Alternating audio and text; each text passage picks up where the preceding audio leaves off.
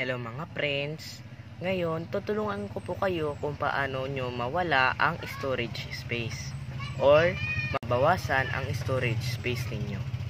Ganito lang po, sundan nyo lang po ang video dahil ito ang makiking pinaka-guide nyo sa pagwala ng storage space ninyo.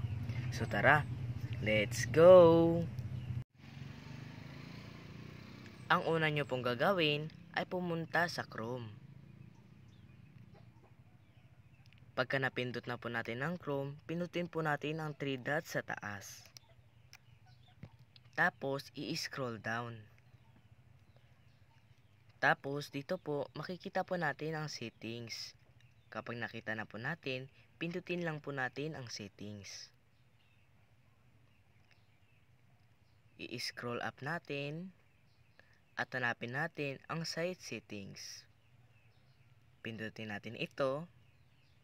At i-scroll up ulit. Tapos hanapin natin ang data stored. Kapag nakita na po natin ang data stored, pindutin lang po natin ito.